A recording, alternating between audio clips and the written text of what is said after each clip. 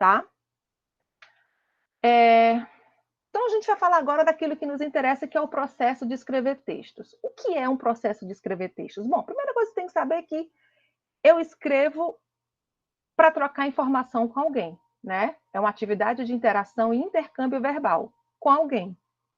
Eu sempre estou querendo trocar informação, seja com um artigo científico, uma carta, um e-mail, uma postagem, aquilo vai para alguém, eu estou interagindo com alguém. Nem que aquele alguém não esteja ali no momento que eu estou falando ou escrevendo, mas uma hora alguém vai receber aquilo ali.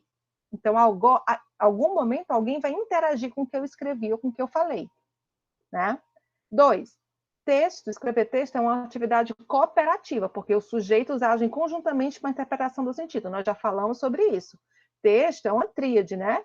É o autor, o texto e o receptor, e o leitor, e o interlocutor.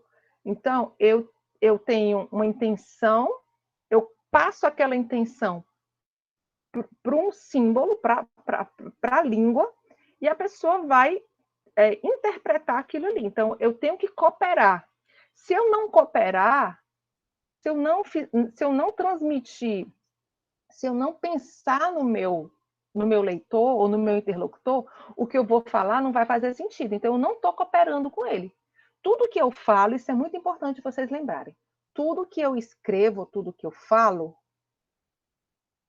tem que fazer sentido para quem vai ler ou para quem vai escutar. Então, você é corresponsável para dar sentido ao que você está falando. Ah, mas eu falei aqui de qualquer jeito. A pessoa que lute lá para poder entender o que eu disse. Não é assim. Não é assim. Nós temos responsabilidade perante aquilo que está sendo dito, está sendo escrito. Eu não posso querer que o meu leitor ou que o meu interlocutor tenha uma bola de cristal e veja o que está nos meus pensamentos. Eu tenho que ajudá-lo e ajudá-la a interpretar o que eu estou dizendo. Como? Né?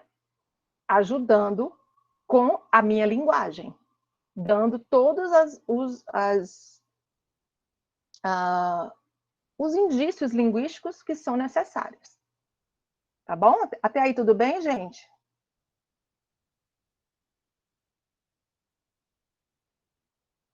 Sim, tudo bem.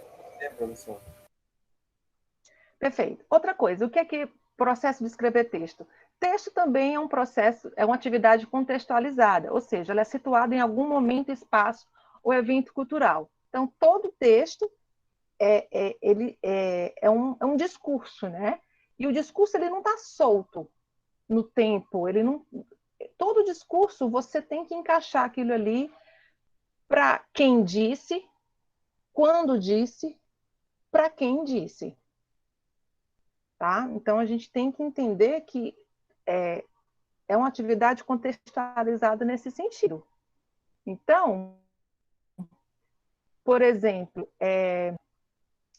quando eu estou falando com uma pessoa que tem uma variação linguística, né, regional, que não domina a norma culta, a norma padrão, eu tenho que modular o meu texto, o meu discurso.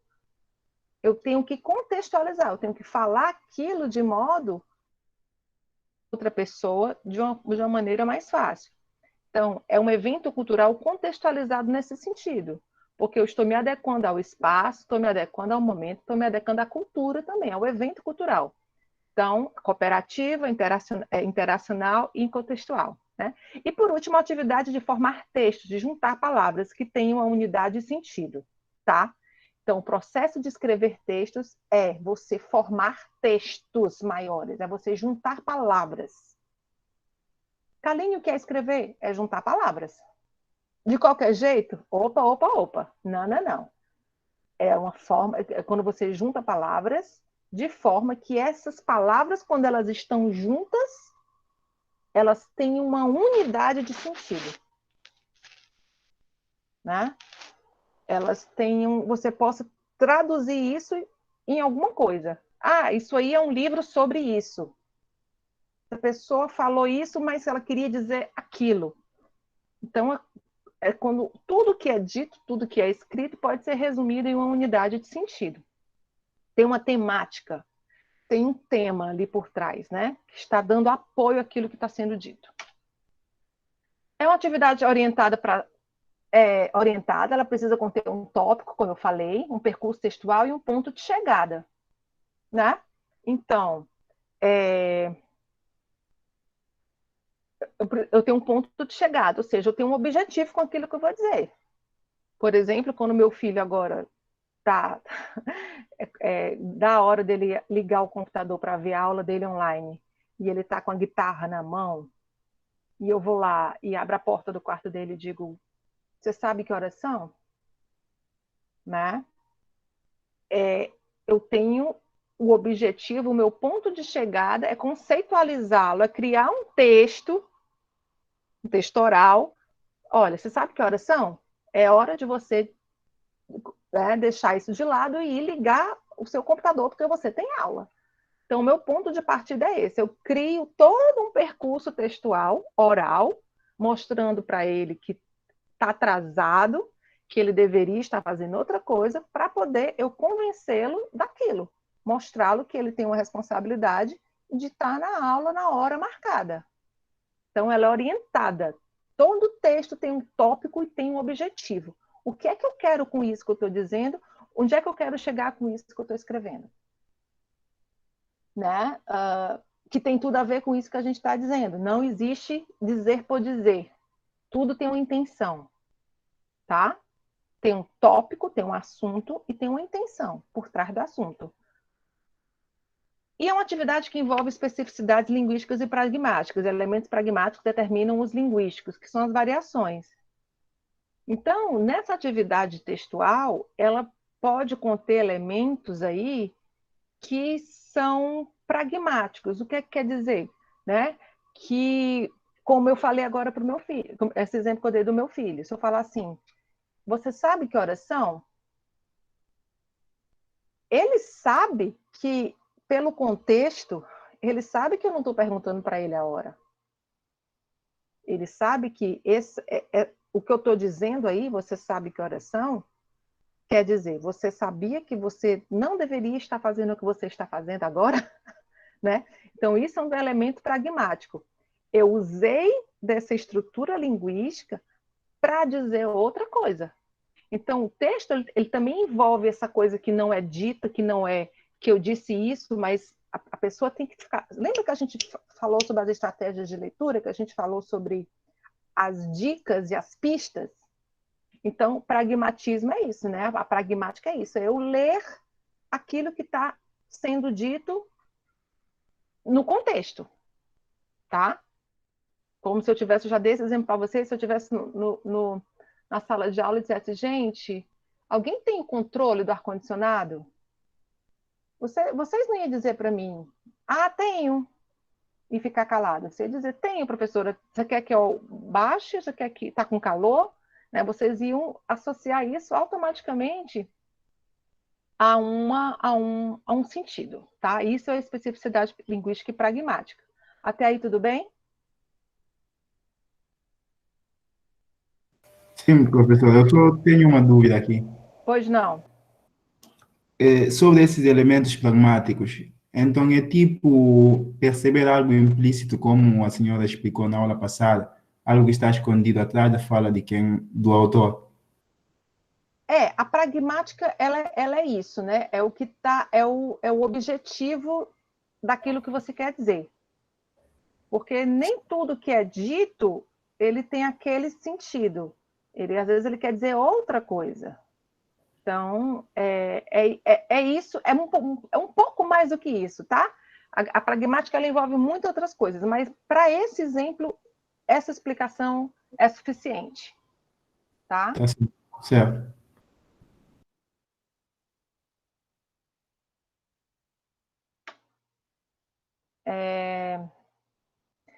O texto também é uma atividade que se manifesta em gêneros particulares, segue esquema de sequenciação e conjunto de partes particulares. Nós já falamos sobre gêneros textuais, então cada texto ele vai seguir um determinado esquema, uma determinada forma.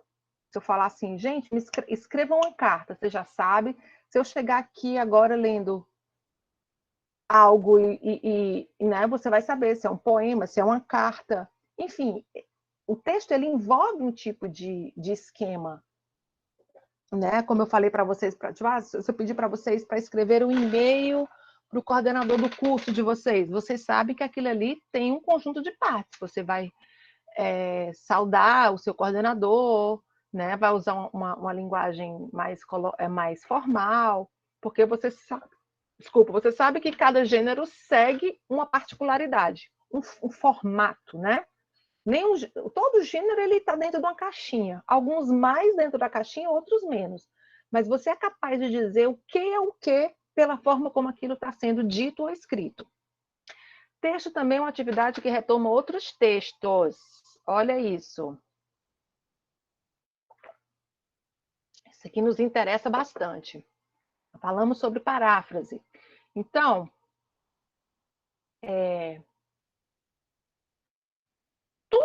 tudo aquilo que nós falamos ou escrevemos está sempre atravessado por outras vozes. O que quer dizer isso? Tudo aquilo que eu digo, que eu escrevo, eu ou já li em algum lugar, ou eu já ouvi alguém falando, ou eu peguei mesmo de um livro, né, e vi, mas citei. Então, não existe um discurso inerentemente só seu. Ah, isso aqui eu que estou inventando. Mentira, não existe isso. Tudo aquilo que você diz,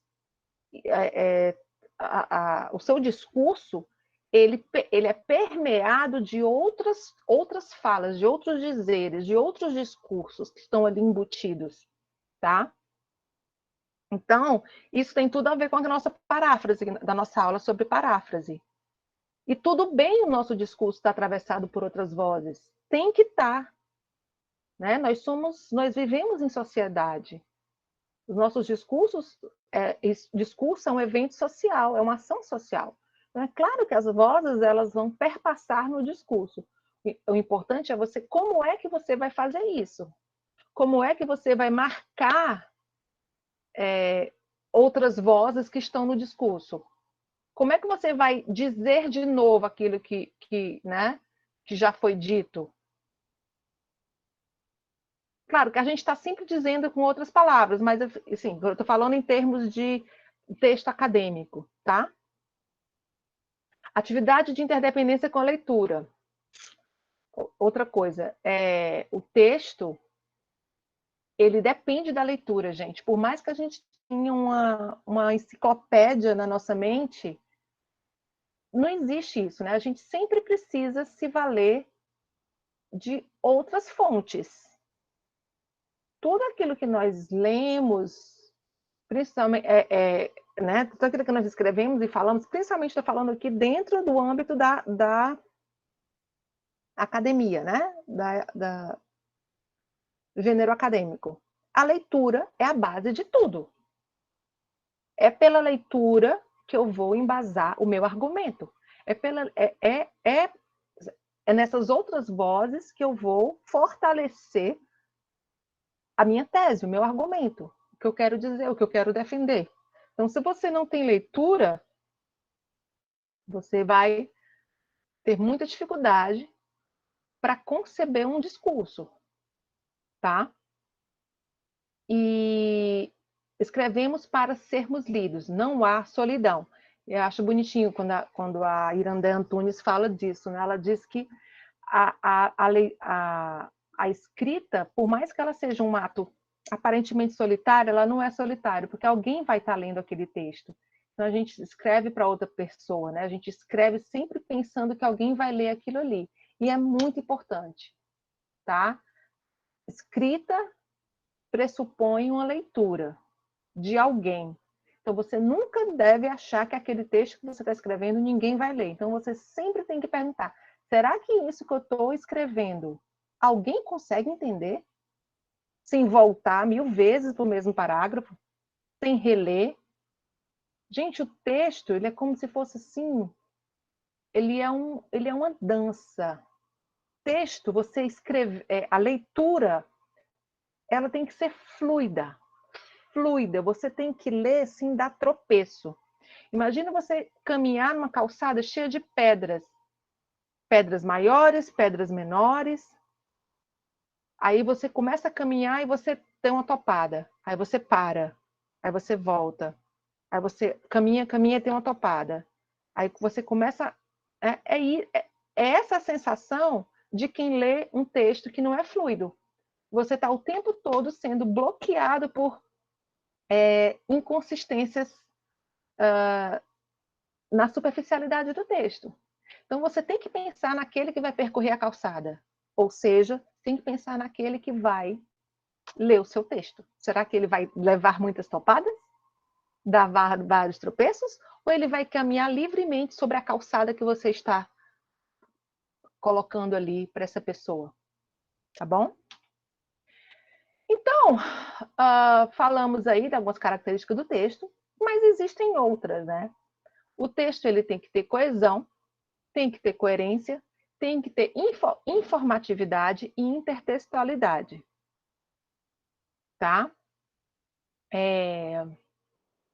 O texto coeso, a gente vai falar muito sobre coesão já já. A coerência eu já falei para vocês, a gente já vai explicar. Informatividade é o quê? O que é que esse texto me traz?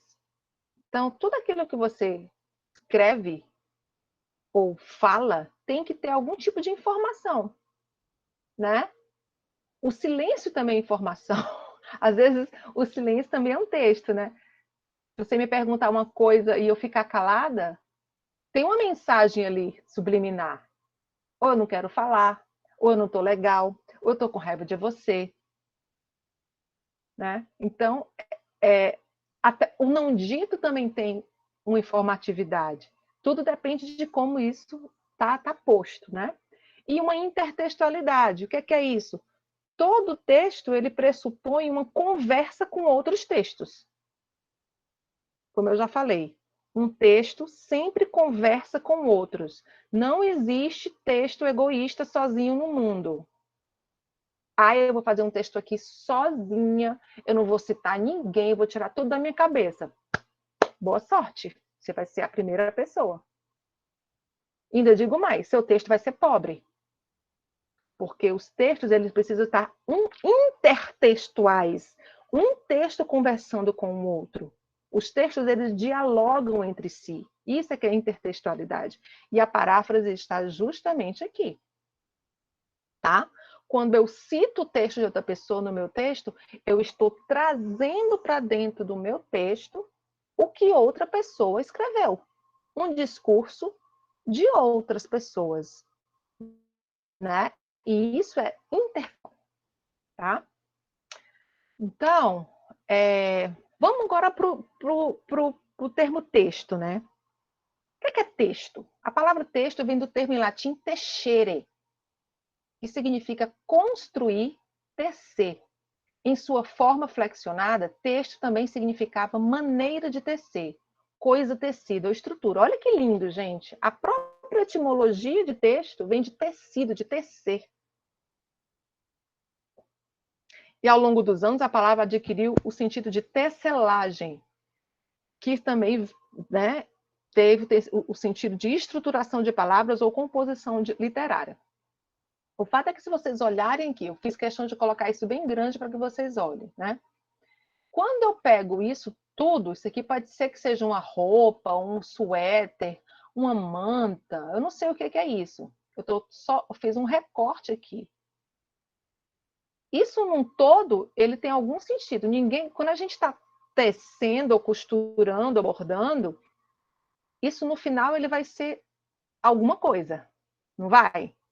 Tudo tem um propósito. Eu não vou, ou vai ser um punho de uma rede, ou vai ser um bordado de alguma coisa, vai ter algum final.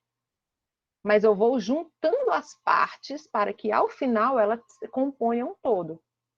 E esse todo ele é formado de partes médias e partes cada vez menores, né? Não sei se vocês já viram aquelas toalhas de fuxico, conhece? Que são vários retalhos, restos de tecido que as pessoas costuram juntos e dali fazem uma coxa de cama? Alguém já viu?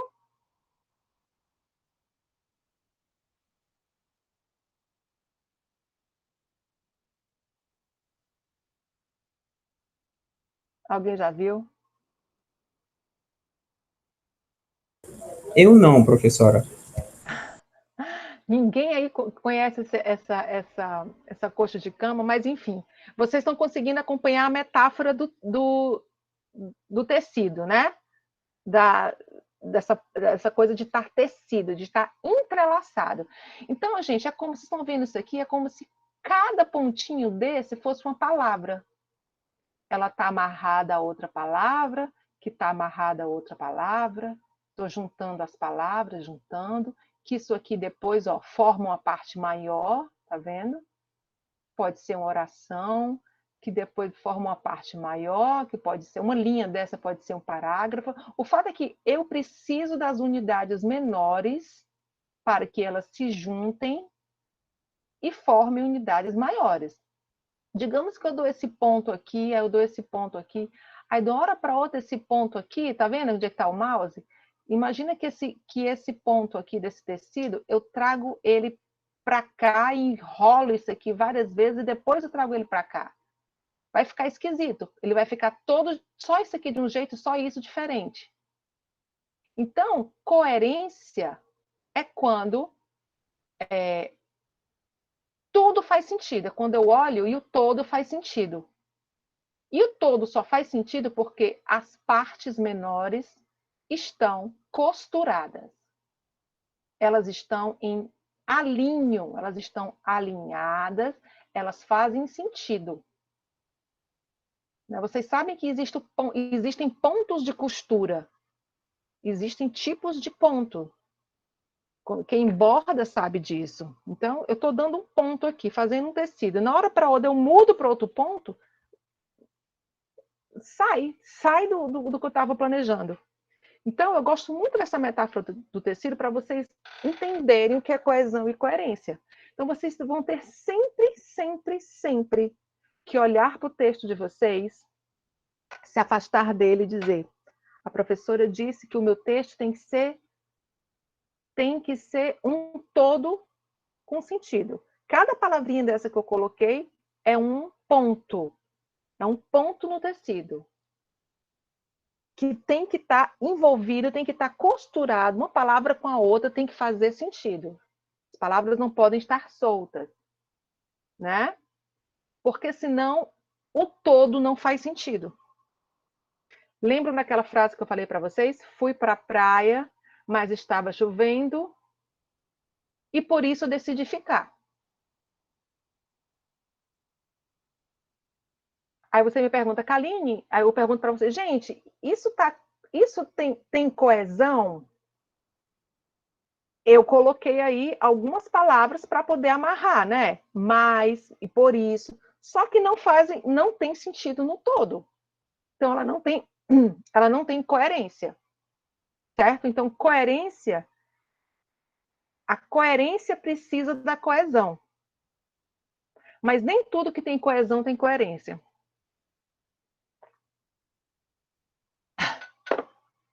Tá, vamos ver exemplo. Alguém pode ler para mim essa definição de texto?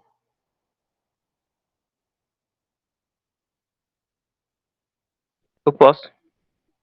Pois não. Unidade linguística concreta, perceptível pela visão ou audição, que é tomada pelos usuários da língua, falante, escritor, ouvinte, leitor. Em uma situação de interação comunicativa como uma unidade de sentido, e como preenchendo uma função comunicativa reconhecível e reconhecida, independentemente de sua extensão. Então, é tudo isso que eu disse. Kaline, isso é diferente do que a gente já falou até agora? Não, é tudo que eu falei colocado bonitinho, né? É a unidade, tudo, é o todo, que é perceptível ou pela visão ou pela audição, que nós, usuários da língua, reconhecemos, tá? Que parte de uma situação de interação, eu quis dizer algo com aquilo, eu quis escrever algo com aquilo, e tem um sentido, e cumpre uma função de comunicação, certo?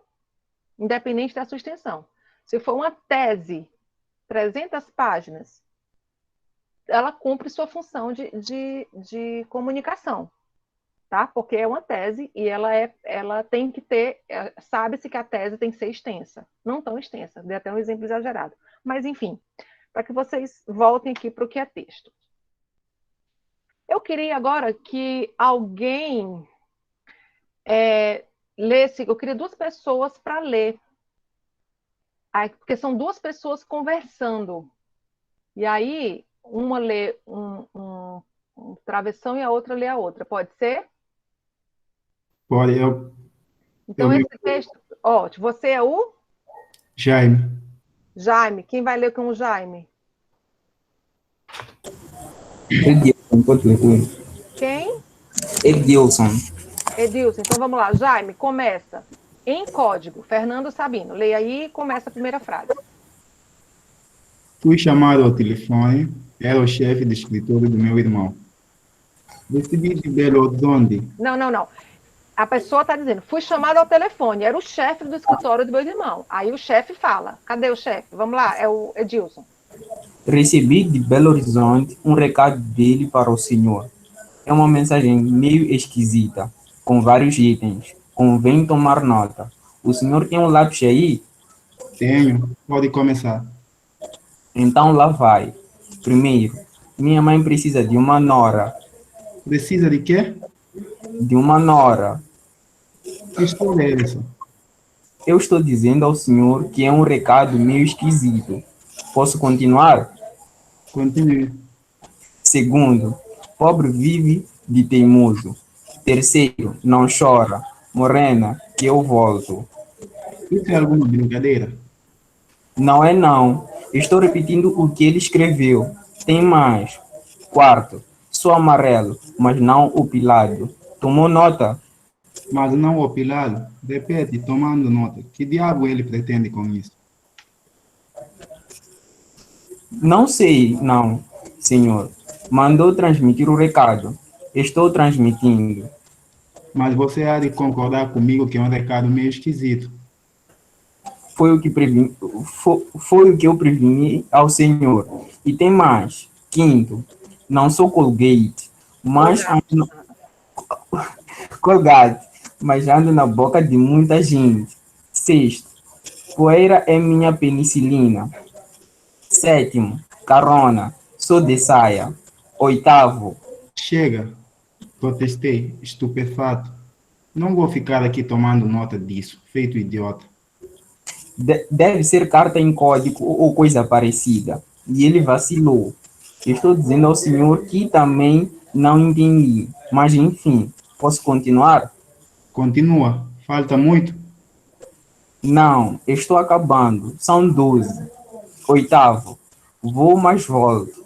Nono, chega à janela, morena. Décimo, quem fala de mim tem mágoa.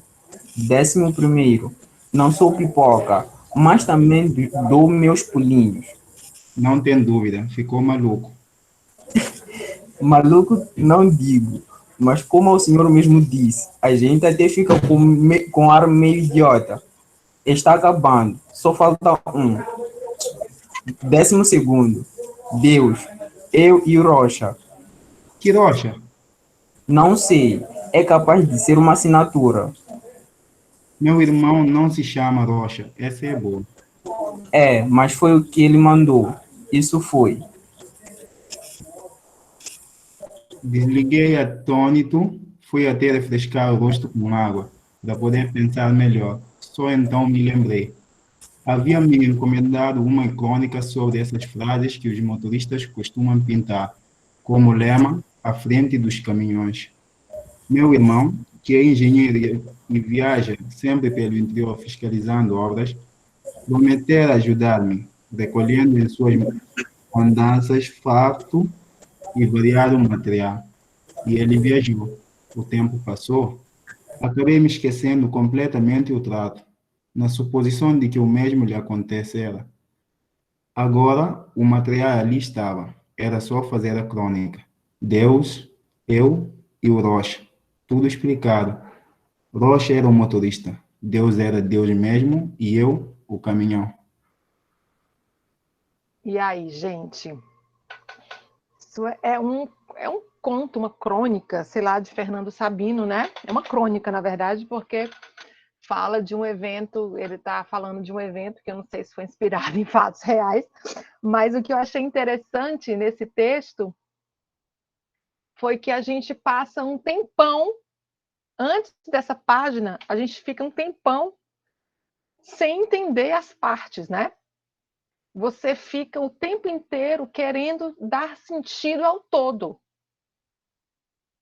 E não consegue, e a coisa vai ficando mais louca, mais esquizofrênica, até que chega o ponto que ele diz: ah, isso são. Eu pedi para o meu irmão uma vez para ele coletar as frases que ele via nos caminhões. Então, quando você chega a determinado ponto do texto, parece que você amarra todo o restante. O fato é que isso aqui é para que vocês se lembrem de que esse texto ele tem coerência.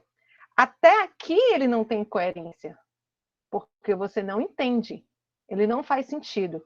Na hora que o autor dá essa informação de que eram frases que o irmão tinha pedido para o outro, aí, nessa hora, ele te dá um elemento linguístico que fecha toda essa questão. E aí o texto passa a ter sentido, vira um texto coerente.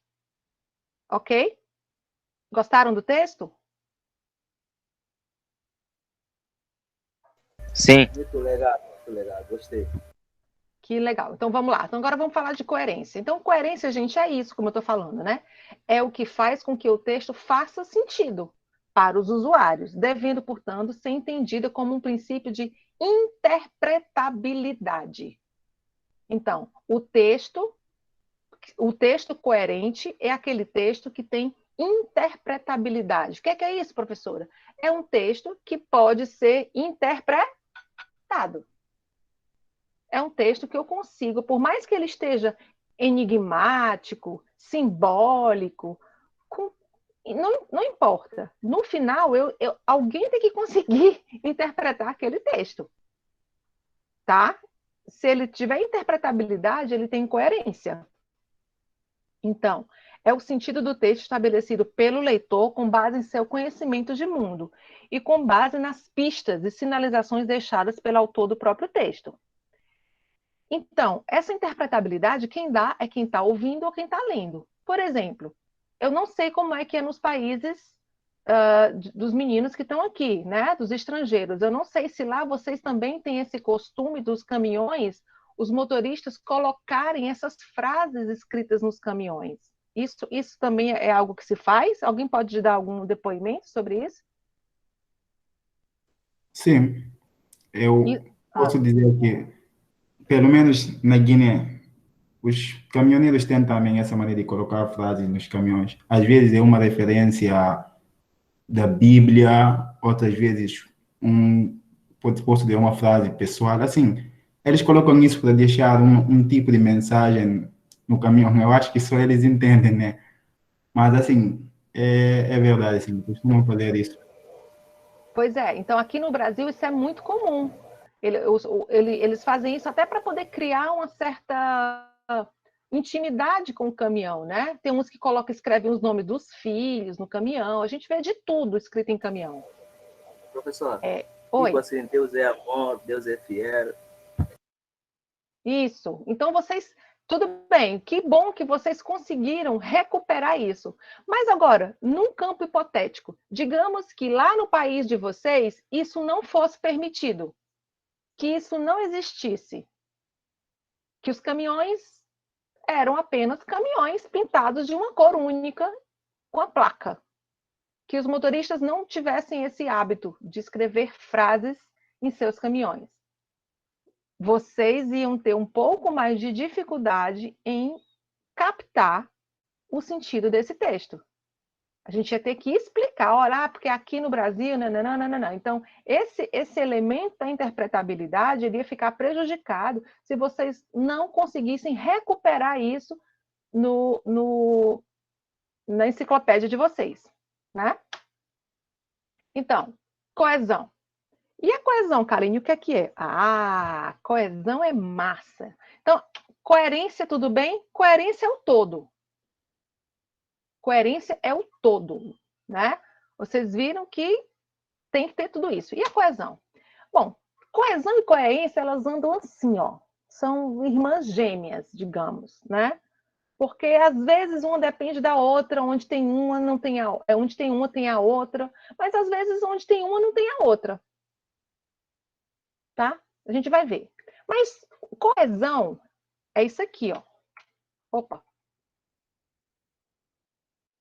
É isso aqui. É justamente esse ponto. É isso aqui que está ligando os fios. É o que liga os fios juntos. Tá? Como assim, Kaline? Coesão é a ligação, é a relação entre os nexos que se estabelecem entre os elementos que constituem a superfície textual. Ao contrário da coerência, que ela é subjacente, ou seja, que ela está implícita ali, né? A coesão é explícita, revelada através de marcas linguísticas ou pistas deixadas pelo autor. Então, a coerência, eu construo a coerência, eu interpreto, mas a coesão não. Eu preciso da coesão, muitas vezes eu preciso da coesão, muitas vezes eu preciso da coesão para o meu texto ter coerência.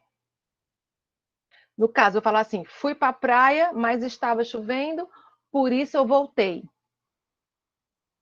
Aí você vai dizer, eu pergunto para vocês, meu texto tem coesão? Tem. Ele tem coesão, mas ele não tem coerência. Eu coloquei o mais e coloquei o por isso. Eu estou tentando fazer essa ponte entre as palavras. Só que quando eu olho todo, eu digo, peraí, praia chovendo não é um lugar de ficar. Então você interpreta que aquilo não tem coerência. Não tem coerência. Ok? Então a coesão é o que está, são as marcas linguísticas. É o que está escrito, é o que você fala, é o que você escreve. E a coerência é o que você entende por aquilo que foi dito ou que foi escrito. Mais um exemplo. Deixa eu perguntar para vocês que oração para a gente dar um intervalinho. Tá? Mas só esse exemplinho a gente dá um intervalinho, tá? O exemplo, relação, coesão, coerência. Então, isso aqui é um poema, né? O show, o cartaz, o desejo, o pai, o dinheiro, o ingresso, o dia, a preparação, a ida, o estádio, a multidão, a expectativa, a música, a vibração, a participação, o fim, a volta, vazio. Então, vamos falar sobre isto. Esse é um texto que é um texto. Veja que ele não tem verbo, ele não tem elementos coesivos. Que é isso? Não tem nada ligando essas palavras, são palavras soltas. O cartaz, o desejo, o pai, o dinheiro. Mas vocês conseguiram interpretar? Sim. Então, o que é que quer dizer? Que às vezes há coerência quando não há coesão. Mas no Professora, fato... tem. Oi. Oh, perdão. Tem até um texto não, muito não. conhecido, chamado Circuito Fechado, que é literalmente, acho que não sei se a senhora conhece. Isso aí. Eu acho que eu dou esse exemplo aí também. Quem foi que falou? A Ivna. Ivna Lorena. Ivna. Pois é. Então, ele tem algumas marcas coesivas.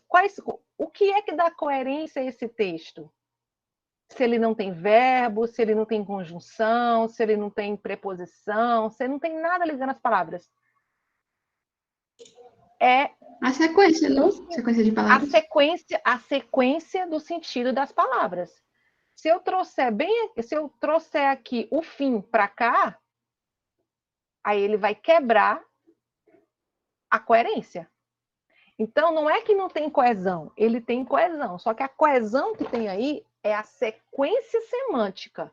É a sequência do sentido dessas palavras. Certo? Então, se nós fôssemos transformar isso em um texto com todos os dispositivos linguísticos necessários para tornar isso mais coerente ainda. Vamos lá. A gente vai agora... Ivna, tu pode ler para mim? Posso, professora? Obrigada. Sexta-feira, Raul viu um cartaz anunciando um show de Milton Nascimento para a próxima terça-feira, dia 4/4 de 89, às 9 horas, no ginásio da Uberlândia Tênis Clube, na Getúlio Vargas. Por ser fã do cantor, ficou com muita vontade de assistir à apresentação. Chegando em casa, falou com o pai que lhe deu dinheiro para comprar o ingresso. Na terça-feira, dia do show, Raul preparou-se, escolhendo uma roupa com que ficasse mais à vontade durante o evento.